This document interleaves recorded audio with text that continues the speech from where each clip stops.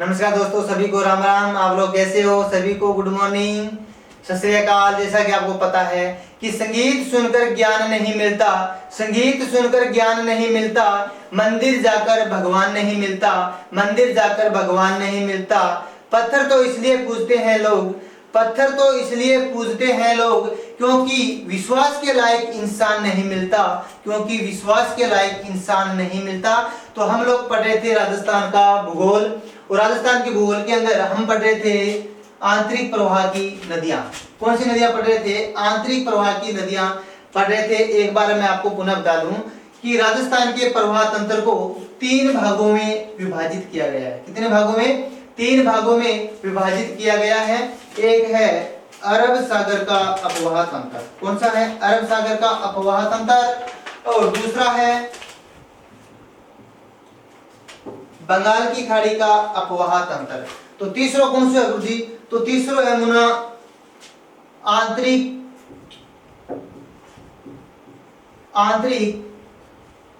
अपवाह तंत्र। कौन सा?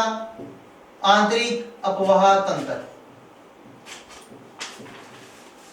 आंतरिक अपवाह तंत्र मतलब वे नदियां जो अपना जल नहीं तो इधर लेकर जाती है और नहीं इधर लेकर जाती है, यानी बीच ही रास्ते में विलुप्त हो जाती है। इस प्रकार की नदियों का जो क्रम है उसे हम कहते हैं आंतरिक अपवाह तंत्र। क्या कहते हैं?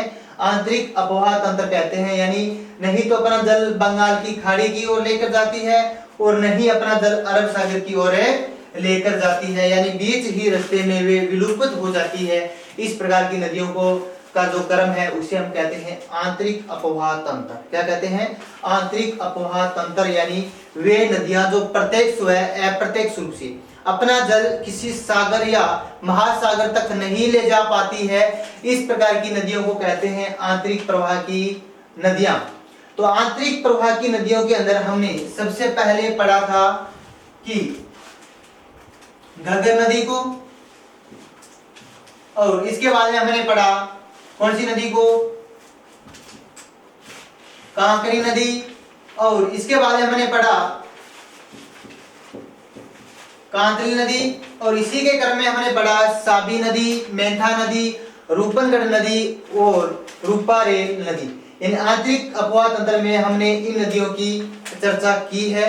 और आज हम चर्चा करेंगे अरब सागर की ओर जाने वाली नदियां कौन कौन सी है। यानी अरब सागर का अपवाह तंत्र आज हम पढ़ेंगे कि अरब सागर की ओर जाने वाली प्रमुख नदियां कौन कौन सी है। तो आज का हमारा टॉपिक रहेगा अरब सागर की ओर जाने वाली नदियां।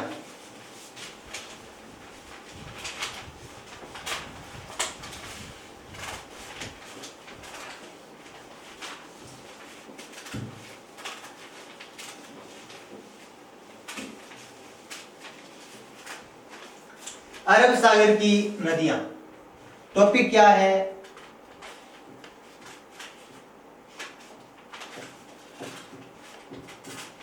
अरब सागर की नदियां, यानी अरब सागर में गिरने वाली नदियां कौन कौन सी है। अगर इसका हिसाब पूछा जाए, यानी इसका प्रतिशत कितना है, तो लगभग 17% है। कितना है? 17%। अरब सागर की ओर जाने वाली नदियों में सबसे पहले हम पढ़ेंगे कौन सी नदी? लूणी नदी को पढ़ेंगे। कौन सी नदी को?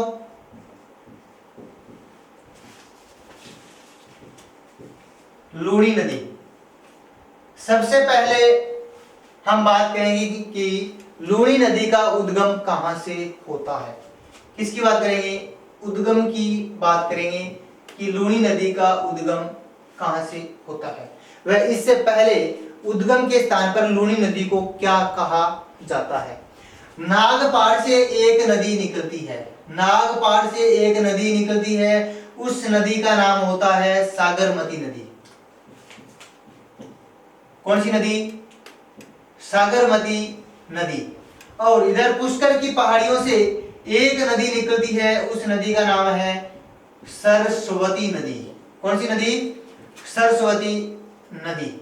दोनों नदियां आकर पुष्कर में मिल जाती है, दोनों नदियां आकर एक पुष्कर में मिल जाती है और मिलने के बाद ये एक धारा के रूप में बहती है, एक धारा के रूप में बहती है और इसके बाद में इस नदी को लूणी नदी के रूप में जाना जाता है। एक बार पुनः कि लूणी नदी का उद्गम के स्थान पर इसे सागरमती या साकरी कहा जाता है। क्या कहा जाता है? साकरी या सागरमती कहा जाता है, जो अजमेर के नाग पहाड़ से निकलती है। कहां से निकलती है? अजमेर के नाग पहाड़ से एक नदी निकलती है, उस नदी का नाम है सागरमती। क्या नाम है? सागरमती। और पुष्कर की पहाड़ियों से एक नदी निकलती है, उस नदी का नाम है सरस्वती नदी। कौन सी नदी? सरस्वती नदी, जो दोनों पुष्कर के अंदर आकर मिल जाती है, दोनों नदियां, और एक धारा के रूप में ये बहती है। एक धारा के रूप में ये नदी बहती है और इसके बाद में इस नदी को लूणी नदी कहा जाता है। क्या कहा जाता है? लूणी नदी कहा जाता है। तो हम एक मानचित्र के द्वारा इस नदी को समझेंगे। तो सबसे पहले हमारा जो पॉइंट है वह है उद्गम। इस नदी का उद्गम कहां से होता है? तो देखिए दोस्तों, उद्गम नदी का लूणी नदी का उद्गम होता है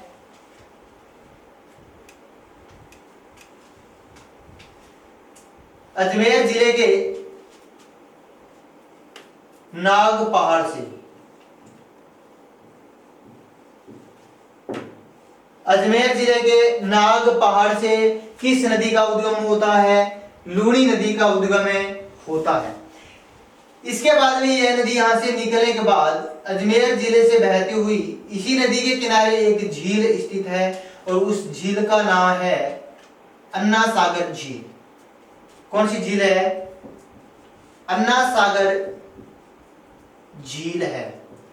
कौन सी झील है? अन्ना सागर झील। हम अन्ना सागर झील के बारे में बात करेंगे, लेकिन जब अन्ना सागर जैसे झीलों का टॉपिक आएगा तो उसके अंदर हम इस झील को पढ़ेंगे पूर्णतः। लेकिन अब बीच में ये अन्ना सागर झील है तो इसके बारे में कुछ ना कुछ हमें समझेंगे। तो अन्ना सागर झील के बारे में देखा जाए तो अजमेर में शासन हुआ चौहानों का। किसका शासन हुआ? चौहानों का शासन हुआ। और यहां पर शासन किसका था? अर्णोराज का। किसका था? अर्णोराज का शासन था।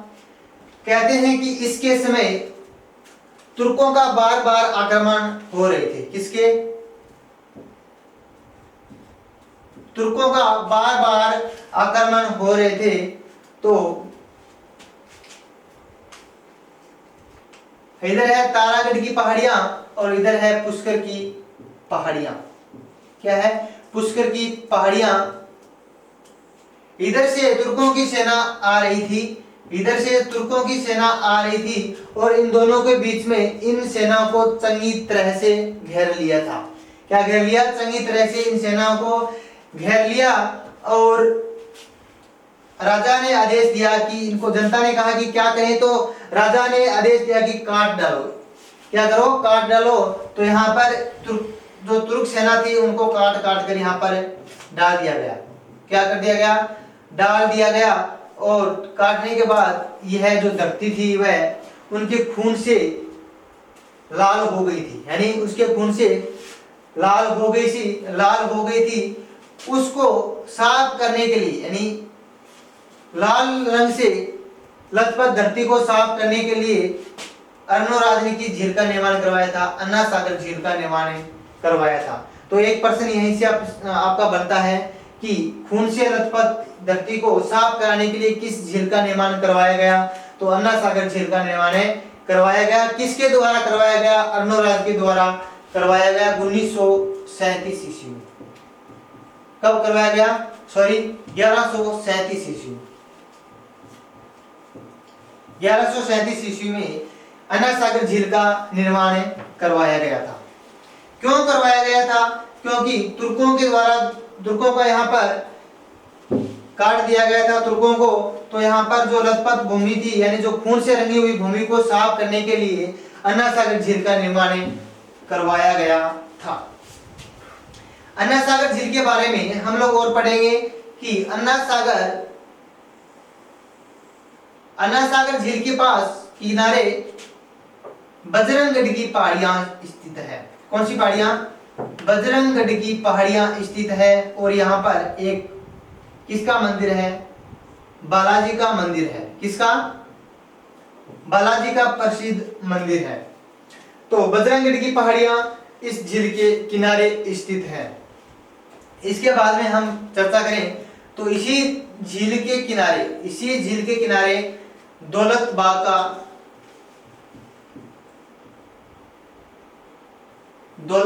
का निर्माण करवाया गया था। किसके द्वारा? जहांगीर के द्वारा। किसके द्वारा? जहांगीर के द्वारा दौलत बाग का निर्माण करवाया गया था, जिसे वर्तमान में सुभाष बाग कहा जाता है। क्या कहा जाता है? सुभाष बाग कहा जाता है, सुभाष उद्यान कहा जाता है। तो आपसे पूछा जाए कि दौलत बाग का निर्माण किसने करवाया, तो आपको बताना है जहांगीर ने दौलत बाग का निर्माण करवाया, जिसे वर्तमान में सुभाष उद्यान कहा जाता है। कहते हैं कि जहांगीर की पत्नी कौन है? जहांगीर की पत्नी नूरजहां। जहांगीर की पत्नी का नाम था नूरजहां, और नूरजहां की मम्मी का क्या नाम था? असमत बेगम। क्या था? असमत बेगम। जहांगीर की पत्नी का नाम था नूरजहां, वह नूरजहां की मां का नाम था असमत बेगम। कहते हैं कि असमत बेगम एक बार दौलत बाग में आई थी। कहाँ आई थी? दौलत बाग में आई थी, और कोई आ गया, कोई फूल फाल तोड़ लियो। कहते हैं कि सबसे पहले राज्य में इत्र का निर्माण किसने करवाया था? असमत बेगम ने। यानी किसने करवाया था? असमत बेगम ने इत्र का आविष्कार किया था। किसका आविष्कार किया था? इत्र का आविष्कार किया था असमत बेगम ने, जो जहांगीर की पत्नी थी नूरजहां, और नूरजहां की मम्मी का नाम क्या था? असमत बेगम, जिसने राज्य में सबसे पहले इत्र का निर्माण करवाया था। इसके बाद में देखा जाए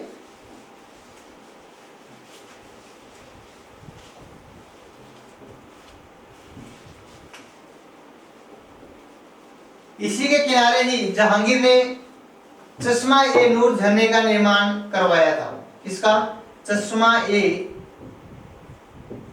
नूर झरने का निर्माण करवाया था जहांगीर के द्वारा। इसके बाद में देखा जाए कि यहां पर 1627 ईस्वी में शाहजहां के द्वारा यहां पर 12 खंभों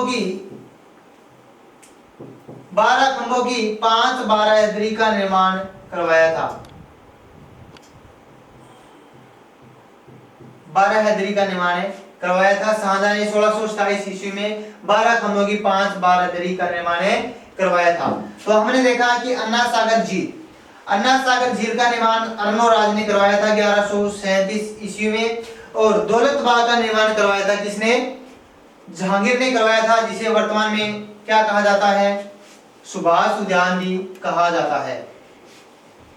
और इसी के किनारे 2008 में मीरा उद्यान का उद्घाटन किया गया। किसका? मीरा उद्यान का उद्घाटन किया गया वसुंधरा राजे सिंधिया के द्वारा। किसके द्वारा? वसुंधरा राजे सिंधिया के द्वारा। और चश्मा ए नूर झरने का निर्माण किसने करवाया था? जहांगीर ने करवाया था।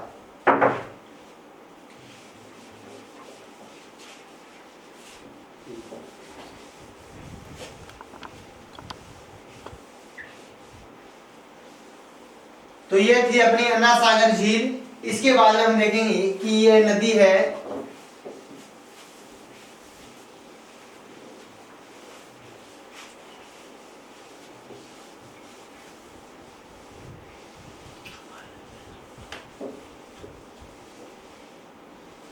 इसके बाद में ये नदी नागपाड़ से निकलने के बाद ये नदी सीमा बनाती है नागौर जिले की, और इसके बाद में पाली जिले की, और इसके बाद में जोधपुर, और इसके बाद में बाड़मेर, और इसके बाद में जालौर की सीमा बनाते हुए ये नदी चली जाती है कच्छ का रण। कौन से रण में? कच्छ का रण,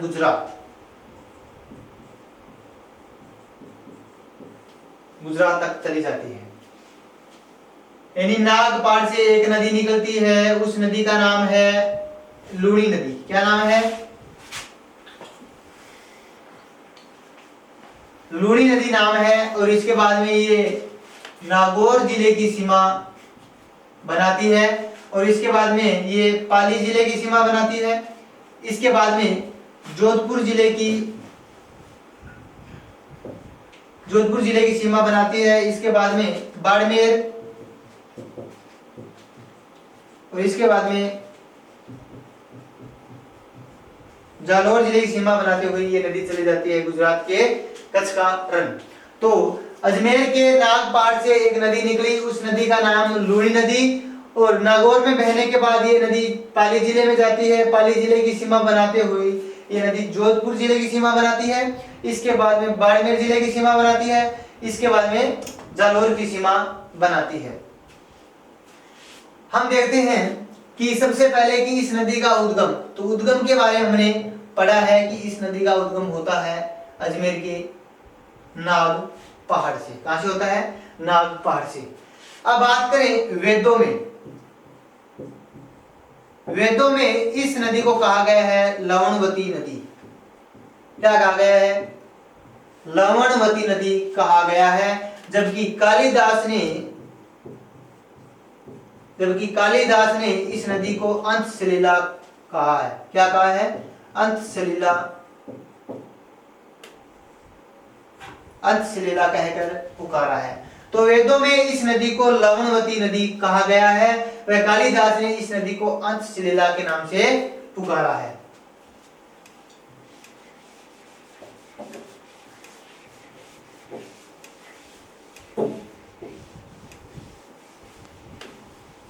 इसके बाद हम देखें कि जो ये लूणी नदी है ये अपनी क्या है? अरावली। क्या है? ये अपनी अरावली है, और अरावली के समानांतर पश्चिम की ओर बहने वाली नदी कौन सी है? लूणी नदी है। कौन सी नदी है? लूणी नदी है। तो अरावली के समानांतर पश्चिम की ओर बहने वाली नदी का क्या नाम है? लूणी नदी है, जो पश्चिमी राजस्थान की सबसे बड़ी नदी है। क्या है? पश्चिमी राजस्थान की सबसे बड़ी नदी है। कौन सी नदी है? लूणी नदी है।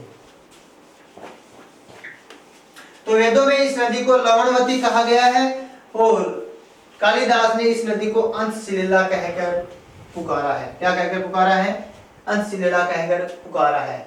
इसके बाद में हम जिक्र करेंगे कि इसके प्रवाह क्षेत्र को किस किस नाम से जाना जाता है। तो इसके प्रवाह क्षेत्र को गोडवाड़ प्रदेश कहा जाता है। क्या कहा जाता है? गोडवाड़ प्रदेश कहा जाता है। इसके प्रवाह क्षेत्र को गोडवाड़ प्रदेश कहा जाता है। जबकि जालौर जिले में इस नदी के प्रवाह क्षेत्र को रेल या निहेड़ा कहा जाता है। रेल या निहेड़ा कहा जाता है। तो आपसे पूछा जाए कि जालौर जिले में लूणी नदी का जो प्रवाह क्षेत्र है उसे किस नाम से जाना जाता है, तो आपको बताना है रेल या निहेड़ा के नाम से जाना जाता है। और ये गोडवाड़ प्रदेश में बहती है, इसलिए इस नदी का प्रवाह क्षेत्र क्या कहलाता है? गोडवाड़ प्रदेश। क्या कहलाता है? गोडवाड़ प्रदेश। और जालौर जिले में इसे रेल या निहेड़ा के नाम से जाना जाता है।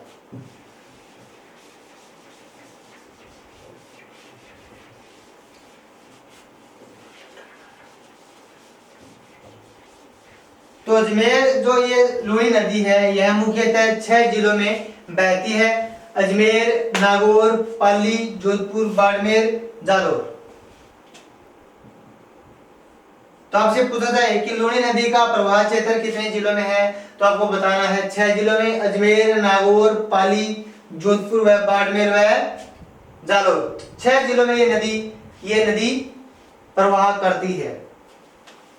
इसके बाद में देखा जाए कि इस नदी की विशेषताएं क्या है। इस नदी की विशेषताएं क्या है, तो यह नदी पश्चिमी राजस्थान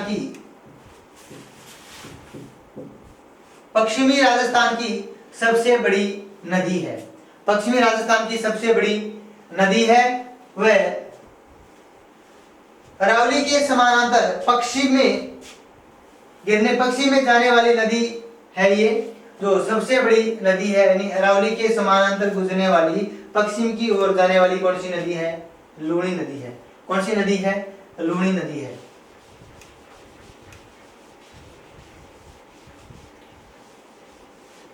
अरब सागर की ओर जाने वाली नदियों का 17% हिस्सा है। जबकि हम बात करें लूनी नदी का तो इसका कुल अपवाह का कितना है 10.41% है। कितना है कुल अपवाह का 10.41% केवल किसका है लूनी नदी का है। किसका है लूनी नदी का है।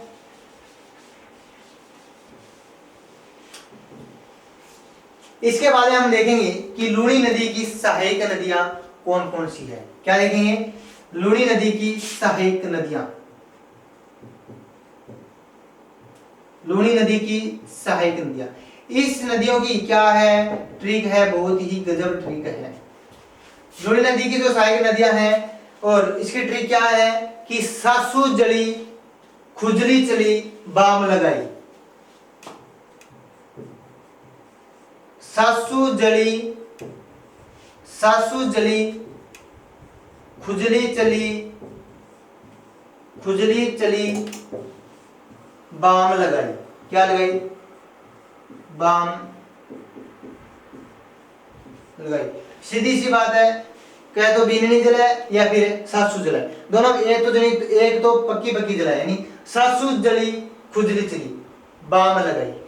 तो ट्रिक क्या है सासू जली खुजली चली बाम लगाई। हम देख रहे थे लूनी नदी की सहायक नदियां। क्या देख रहे थे लूनी नदी की सहायक नदियां। सा से क्या बना सागी नदी। कौन सी नदी सागी नदी। और सू से क्या बना सूगड़ी नदी। कौन सी नदी सूगड़ी नदी। और जय से क्या बना जोजड़ी नदी। कौन सी नदी जोजड़ी नदी। ली से क्या बना लीलड़ी नदी। क्या बना लीलड़ी नदी। और इसके बाद में बा से क्या बना बांडी नदी। क्या बना बांडी नदी।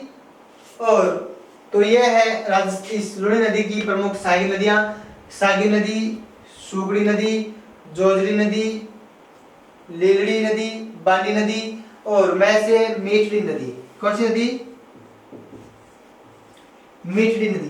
तो ये है इस लूनी नदी की प्रमुख सहायक नदियां सागी सूगड़ी जोजड़ी लीलड़ी बांडी मीठड़ी।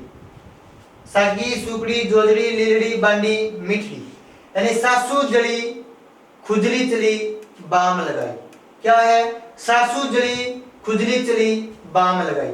तो सासू सा से क्या बना सागी नदी सू से बना सूगड़ी नदी जय से बना जोजड़ी नदी और ली से बना लीलड़ी नदी और इसके बाद में बा से बना बांडी नदी और मैं से बना मीठड़ी नदी। कौन सी नदी मीठड़ी नदी। तो अब हम एक एक करके इन नदियों के बारे में हम पढ़ेंगे।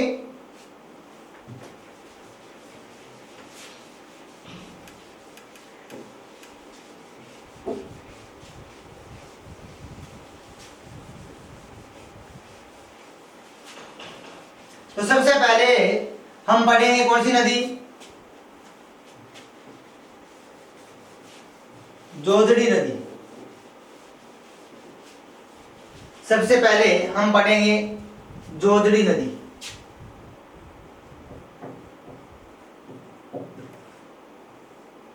जोजड़ी नदी जोजड़ी नदी का उद्गम होता है नागौर जिला के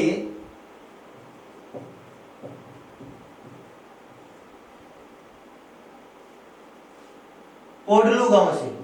कहां से होता है नागौर जिले के पोडलू गांव से एक नदी का उद्गम होता है। उस नदी का नाम क्या है जोजड़ी नदी। क्या नाम है जोजड़ी नदी। जो यहां से निकलने के बाद यह नदी थोड़ी सी आगे चलती है और इसी नदी के किनारे बना हुआ है एक पार्क। क्या बना हुआ है पार्क बना हुआ है जो फ्रांस की राजधानी पेरिस की तर्ज पर वाटरफ्रंट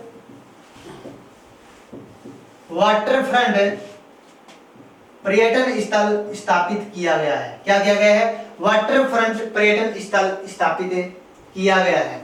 इसके बाद में जोजड़ी नदी आगे की ओर चलती है और जोधपुर के निकट किसके निकट है जोधपुर के निकट जोधपुर के निकट यह नदी जसवंत सागर बांध से पहले खेजड़ली खुर्द गांव, खेजड़ली खुर्द गांव में आकर यह नदी लूणी नदी में मिल जाती है। किसमें मिल जाती है?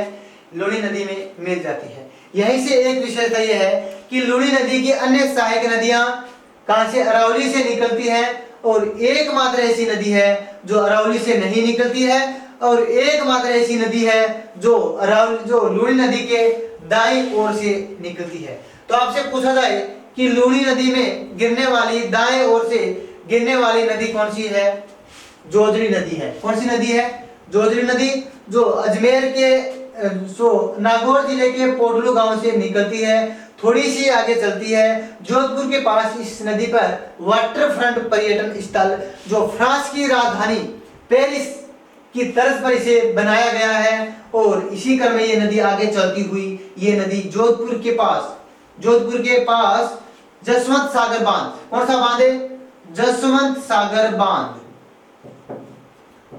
जसवंत सागर बांध, जिसे पिचकाई बांध भी कहा जाता है। जिसे क्या कहा जाता है? पिचकाई बांध भी कहा जाता है। जसवंत सागर से पहले खेजड़ली खुर्द नामक स्थान पर यह नदी आकर मिलती है। किसमें? लूणी नदी में। किस नदी में? लूणी नदी में आकर मिलती है। तो यह है अपनी जोजड़ी नदी, जो लूणी नदी में एकमात्र ऐसी नदी है जो दाईं ओर से आकर इस नदी में मिलती है। बाकी सब नदियां बाईं ओर से आकर मिलती है। एकमात्र ऐसी नदी है जो अरावली से नहीं निकलती है, और नदियां लगभग अरावली से निकलकर इस नदी में अपना जल गिराती है। इसके बाद में हम देखेंगे बांडी नदी। कौन सी नदी? बांडी नदी। कौन सी नदी है?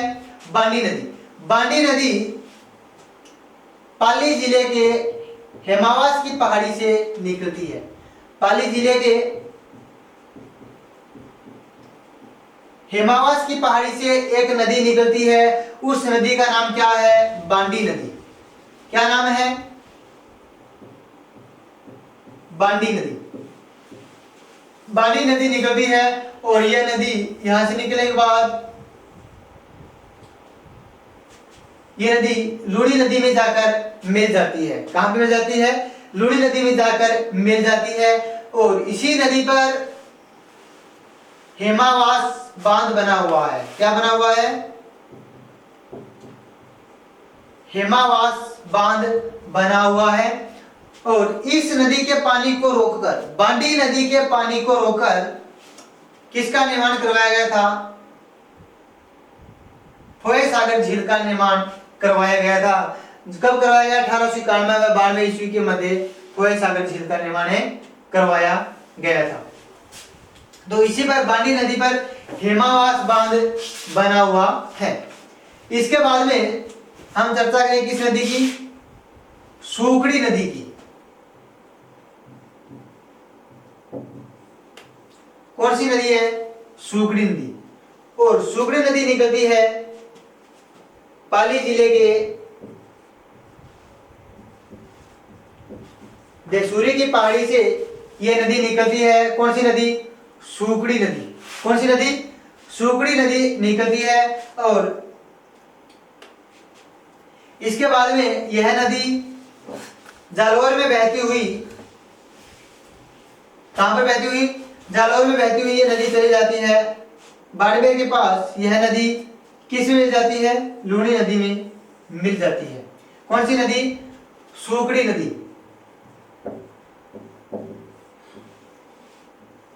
सूखड़ी नदी निकलती है पाली के देसूरी से। देसूरी से सूखड़ी नदी निकलती है, और जालौर में इस नदी के किनारे, जालौर में इस नदी पर बांध बना हुआ है। कौन सा?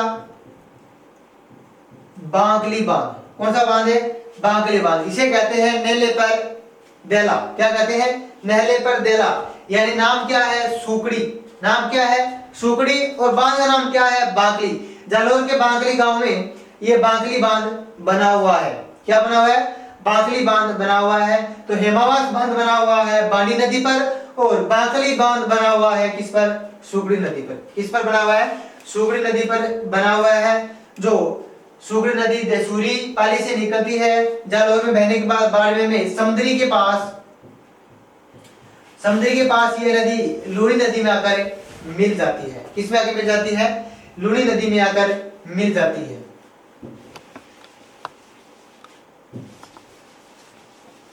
इसके बाद हम देखें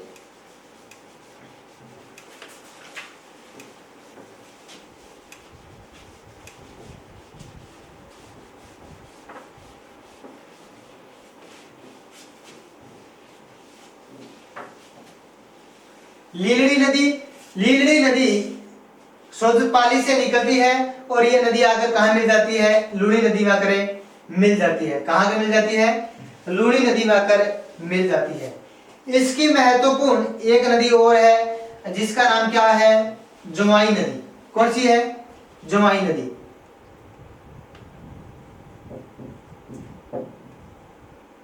ओलो जमुई नदी। और जमुई नदी का उद्गम होता है कहां से? पाली जिले के बाली तहसील। पाली जिले के बाली तहसील से इस नदी का उद्गम होता है। तहसील का नाम है बाली और गांव का नाम गोरिया गांव। पाली जिले के बाली तहसील गोरिया गांव से एक नदी का उद्गम होता है। उस नदी का नाम क्या है? जमुई नदी। कौन सी नदी? जमुई नदी। जमुई नदी का उद्गम होता है और ये नदी यहां से निकलने के बाद ये नदी चली जाती है बाड़मेर के गुड्डा नामक स्थान पर यह नदी लूणी नदी में आकर मिल जाती है। कहां के मिल जाती है? लूणी नदी में आकर यह नदी मिल जाती है। और सुमेरपुर पाली में इस नदी पर एक बांध बना हुआ है। कौन सा बांध है?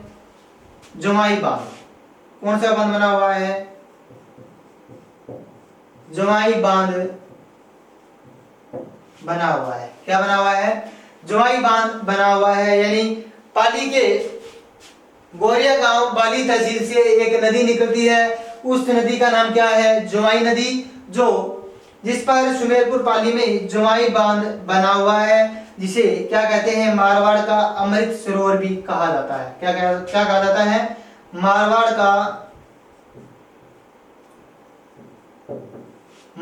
का अमृत सरोवर।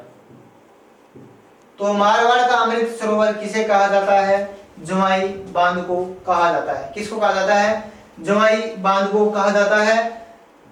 तो मारवाड़ का अमृत सरोवर किसे कहा जाता है? जमुई बांध को। और पाली जिले के बाली तहसील गोरिया गांव से एक नदी का उद्गम होता है। उस नदी का नाम क्या है? जमुई नदी। और जो यहाँ से निकले के बाद ये नदी चली जाती है बाड़मेर के गुड्डा नामक स्थान पर जाकर यह नदी लूणी नदी में जाकर मिल जाती है। तो आपसे पूछा जाए कि जमुई बांध किस नदी पर है? तो जमुई बांध किस नदी पर है? जमुई नदी पर है, जिसका निर्माण 13 मई 1946 को करवाया गया था। 13 मई 1946 को इस बांध की क्या रखी गई थी? नींव रखी गई थी। किसके द्वारा? जोधपुर के महाराजा उमेद सिंह के द्वारा। किसके द्वारा? जोधपुर के महाराजा उमेद सिंह के द्वारा इसकी नींव रखी गई थी। तो जमुई बांध की नींव 13 मई 1946 को जोधपुर के महाराजा उमेद सिंह के द्वारा इसकी नींव रखी गई थी। जमुई बांध अगर पूछा जाए तो यह किस नदी पर है? जमुई नदी पर है। इसके बाद में हम चर्चा करेंगे कि जमुई बांध को जल की आपूर्ति करने के लिए एक परियोजना चलाई गई थी, सही परियोजना। कौन सी परियोजना चलाई गई थी? सही परियोजना। सही परियोजना चलाई गई थी। कौन सी परियोजना? यानी जमुई बांध को भरने के लिए यहाँ पर सही परियोजना चलाई गई थी। यानी उदयपुर से 7 किलोमीटर दूर इसे सुरंग बनाकर पानी लाया गया है जमुई बांध में। तो प्रश्न यही बनता है कि मारवाड़ का अमृत सरोवर किसे कहा जाता है? जमुई बांध को, जो पश्चिमी राजस्थान का सबसे बड़ा क्या है? बांध है। क्या है? सबसे बड़ा बांध। इसके बाद हम देखते हैं कौन सी नदी? खारी नदी जो सिरोही के शेरगढ़ पहाड़ी से निकलती है। कहां से निकलती है? शेरगढ़ पहाड़ी से निकलती है। और यह नदी किस नदी में मिल जाती है? जोआई नदी में मिल जाती है। किस नदी में? जोआई नदी में मिल जाती है। इसके बाद में कौन सी नदी है? सागी नदी जो जालौर के जसवंतपुर की पहाड़ियों से निकलती है और यह नदी लूनी नदी में जाकर मिल जाती है। तो हमने क्या पढ़ा? हमने पढ़ा कि लूनी नदी जो राजस्थान की पश्चिमी राजस्थान की सबसे महत्वपूर्ण नदी है। अगर इस नदी के उपनाम की हम बात करें, लूनी नदी के उपनाम क्या क्या है, तो इस नदी को कहा जाता है मरुगंगा। क्या कहा जाता है? इस नदी को कहा जाता है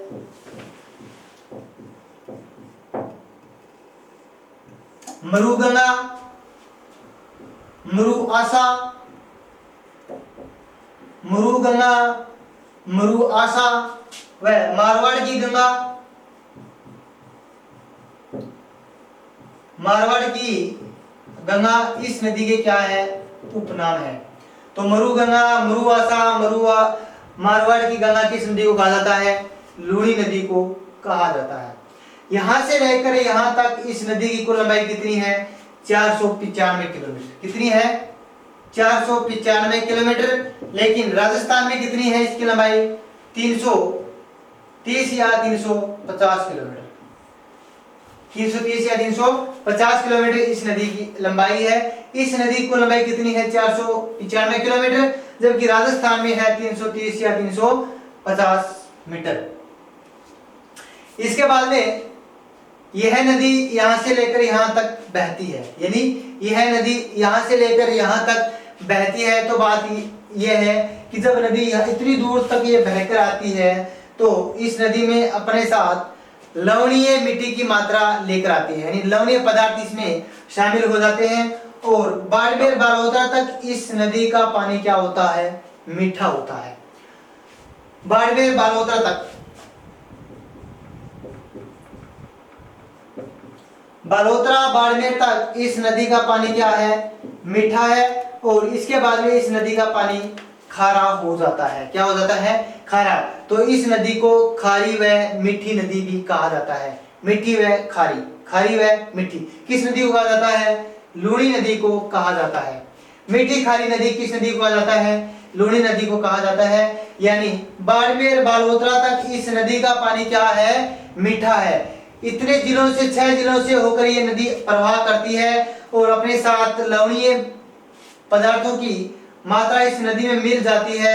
और बालोतरा बाड़मेर तक इस नदी का पानी लगभग खारा हो जाता है।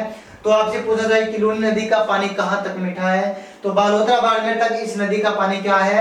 मीठा। और उसके बाद में इस नदी का पानी क्या हो जाता है? खारा हो जाता है। इस कारण इस नदी को मीठी खारी नदी भी कहा जाता है। क्या कहा जाता है? मीठी खारी नदी भी कहा जाता है। इसके बाद में हम देखें कि ये जो नदी है, एक बार प्रश्न पूछा भी गया था राजस्थान पुलिस में, जब पुष्कर में अधिक बरसात हो, पुष्कर की पहाड़ियों में अधिक बरसात हो तो बाढ़ का प्रकोप कहां देखा जाएगा? बाढ़ का प्रकोप कहां देखा जाएगा? तो पुष्कर की पहाड़ियों में जब अधिक बरसात हो तो बाढ़ का प्रकोप देखा जाता है बाड़मेर के बालोतरा में। बालोतरा बाड़मेर, बालोतरा बाड़मेर में बाढ़ का प्रकोप देखा जाता है। तो यह प्रश्न पीछे राजस्थान पुलिस में पूछा गया था कि जब पुष्कर की पहाड़ियों में अधिक बरसात हो तो बाढ़ कहां पर आएगी? तो बाढ़ आती है बालोतरा बाड़मेर में। कहां पर आती है? बाड़मेर बालोतरा में आती है। तो हमने देखा कि लूनी नदी का उद्गम होता है नाग पहाड़ से। कहां से होता है? अजमेर के नाग पहाड़ से लूनी नदी का उद्गम होता है। इससे पहले यह नदी एक धारा के रूप में प्रवाहित होती है, एक धारा के रूप में यह नदी बहती है। उसके बाद में इस नदी को लूनी नदी कहा जाता है। क्या कहा जाता है? लूनी नदी कहा जाता है। इस नदी को उद्गम के स्थान पर साकरी या सागरमती नदी कहा जाता है। इसके बाद में ये नदी अन्ना सागर झील के पास से होकर ये नदी गुजरती है और इसके बाद में ये नदी नागौर जिले की सीमा बनाती है। इसके बाद में ये नदी चली जाती है पाली जिले में, और इसके बाद में ये नदी जोधपुर जिले की सीमा बनाती हुई बाड़मेर जिला की सीमा बनाती है। इसके बाद में ये नदी जालौर की सीमा बनाते हुई कच्छ के रण गुजरात में ये नदी चली जाती है। अन्ना सागर झील का हमने बात की कि अन्ना सागर झील का निर्माण 1137 ईस्वी में अर्णोराज के द्वारा करवाया गया था। किसके द्वारा? अर्णोराज के द्वारा 1137 ईस्वी में अन्ना सागर झील का निर्माण करवाया गया था। क्यों करवाया गया था? कि तुर्कों का जो यहाँ पर दमन किया गया था, यानी उनको यहाँ पर काट दिया गया था, उनके खून से रंगी हुई धरती को साफ करने के लिए अन्ना सागर झील का निर्माण करवाया गया था। किसके द्वारा? अर्णोराज के द्वारा। इसके बाद में हम देखते हैं कि इस नदी में दाईं ओर से मिलने वाली एकमात्र नदी कौन सी है? जोजड़ी नदी है। कौन सी नदी? जोजड़ी नदी है, जो नागौर के पोडलू नामक स्थान से ये नदी निकलती है। थोड़ी सी ये नदी आगे चलती है, थोड़ी सी ये नदी आगे चलती है, जहां पर फ्रांस की राजधानी पेरिस की तर्ज पर वाटर फ्रंट पर्यटन स्थल यहाँ पर स्थापित किया गया है। इसके बाद में ये नदी आगे चलती है और जोधपुर के पास जसवंत सागर बांध से पहले ये नदी खुद खेजड़ली खुर्द नामक स्थान पर ये नदी आकर मिल जाती है। किसमें? लूणी नदी में। तो आपको ध्यान रखना है दोस्तों कि लूणी नदी की एकमात्र ऐसी कौन सी सहायक नदी है जो दाईं ओर से आकर मिलती है? तो वह नदी कौन सी है? जोजड़ी नदी है। कौन सी नदी? जोजड़ी नदी है। एकमात्र ऐसी नदी है जो अरावली से नहीं निकलती है। इसके बाद में हमने चर्चा की किसकी? बांडी नदी की। किसकी? बांडी। और नागपाड़ से कौन सी नदी निकली?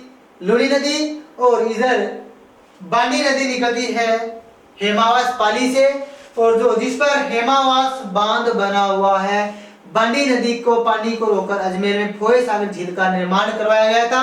1891 में 92 ईस्वी में करवाया गया था। क्यों करवाया गया था? अकाल राहत कार्य के दौरान इस नदी का निर्माण करवाया गया था, इस झील का निर्माण करवाया गया था। इसके बाद में हमने बात की सूकड़ी नदी की। किस नदी की? सूकड़ी नदी की बात की कि सूकड़ी नदी पाली जिले के देहसुरी से निकलती है और बाड़मेर के समुद्री नामक स्थान पर ये जाकर मिल जाती है। नाम क्या है? सूकड़ी। नाम क्या है? सूकड़ी। जैसा क्रम वैसा फल, यानी इसे कहते हैं नेले पर देला देना। क्या? नेले पर देला लगाना। यानी सूकड़ी नदी निकलती है पाली के देहसुरी नामक स्थान से ये नदी निकलती है, और जालौर में इस नदी पर बांकली गांव में बांकली बांध बना हुआ है। कौन सा बांध है? बांकली बांध बना हुआ है। इसके बाद में कौन सी नदी है? जवाई नदी। कौन सी? इसके बाद में आता है अपना जवाई राजा, और जवाई राजा की हम बात करें तो यह नदी जवाई नदी जो निकलती है पाली जिले के बाली तहसील। कौन सी? बाली तहसील गोरिया गांव से एक नदी का उद्गम होता है। उस नदी का नाम क्या है? जवाई नदी। जवाई नदी पर एक बांध बना हुआ है, उस बांध का नाम है जवाई बांध। कौन सा बांध? जवाई बांध, जिसे कहा जाता है मारवाड़ का अमृत सरोवर। क्या कहा जाता है? मारवाड़ का अमृत सरोवर। किस बांध को कहा जाता है? जवाई बांध को, जो पश्चिमी राजस्थान का सबसे बड़ा बांध है। इस बांध की नींव 13 मई 1946 ईस्वी को महाराणा उमेद सिंह के द्वारा रखी गई थी। किसके द्वारा? महाराणा उमेद सिंह के द्वारा रखी गई थी। और किसके निर्देशन में इसका कार्य हुआ था? और इंजीनियर का नाम क्या था? एडलर व फर्ग्यूसन। फर्ग्यूसन की देखरेख में इस बांध का निर्माण करवाया गया था। इस बांध को हमेशा जल आपूर्ति के लिए एक परियोजना चलाई गई, सही परियोजना। कौन सी परियोजना चलाई गई थी? सही परियोजना का निर्माण करवाया गया था। इसके बाद में खारी नदी। खारी नदी सिरोही से शेरगढ़ से निकलती है, और ये नदी किस में मिल जाती है? जवाई नदी में मिल जाती है। इसके बाद में सागी नदी जो जालौर के जसवंत पहाड़ी से निकलती है, जसवंतपुरा की पहाड़ी से निकलती है, और बाड़मेर के पास ये नदी किस में मिल जाती है? लूणी नदी में मिल जाती है। तो इस नदी की कुल लंबाई कितनी है? 495 किलोमीटर। कितनी है? 495 किलोमीटर। और राजस्थान में 330 या 350 किलोमीटर इस नदी की लंबाई है। पूछा जाए कि वेदों में इस नदी को कहा गया है लवणवती, क्या कहा गया है लवणवती, वह कालिदास के द्वारा इस नदी को कहा गया है अंतसलिला, क्या कहा गया है अंतसलिला कहा गया है। तो आपको ध्यान रखना है कि इस नदियों की जो लूणी नदी की जो सहायक नदियां मैंने आपको ट्रिक बताई है कि सासू जली, खुजली चली और क्या लगाई बाम लगाई, क्या लगाई बाम लगाई, यानी सासू जली खुजली चली बाम लगाई। यह है लूणी नदी की सहायक नदियों की ट्रिक, जिसमें सुकड़ी, मीठड़ी, बांडी, खारी और जोजड़ी ये इसकी सहायक नदियां हैं। तो हमने पढ़ा है लूणी नदी, क्या पढ़ा है लूणी नदी, और लूणी नदी के जो प्रवाह क्षेत्र है इसको कहा जाता है गोडवाड़ प्रदेश, और जालौर जिले में इसके प्रवाह क्षेत्र को कहा जाता है रेल या नेहड़ा। तो आपसे पूछा जाता है कि लूणी नदी के प्रवाह क्षेत्र को जालौर में किस नाम से जाना जाता है, तो आपको बताना है किस नाम से, रेल या नेहड़ा के नाम से जाना जाता है। इसके बाद में ये नदी अपना कहां तक ले जाती है, कच्छ का रण में जाकर ये नदी चली जाती है, गुजरात के कच्छ का रण। तो आज हमने पढ़ा लूणी नदी जो अजमेर के नाग पहाड़ से निकलती है। इससे पहले ये नदी पुष्कर, नाग से एक नदी निकलती है सागरमती, और इधर पुष्कर से एक नदी निकलती है, कौन सी सरस्वती नदी। दोनों नदियां पुष्कर में आकर मिलती है, उसके बाद में धारा के रूप में ये नदी बहती है, और इसके बाद इस नदी का नाम क्या रखा है लूणी नदी, इसका नाम है। और तो आज हमने पढ़ा लूणी नदी को। तो मैं आशा करता हूँ कि ये वीडियो आपको पसंद आया होगा। तो एक बार पुनः धन्यवाद दोस्तों, और तब तक आप बने रहे हमारे डैफोडिल कोचिंग यूट्यूब चैनल पर। धन्यवाद दोस्तों।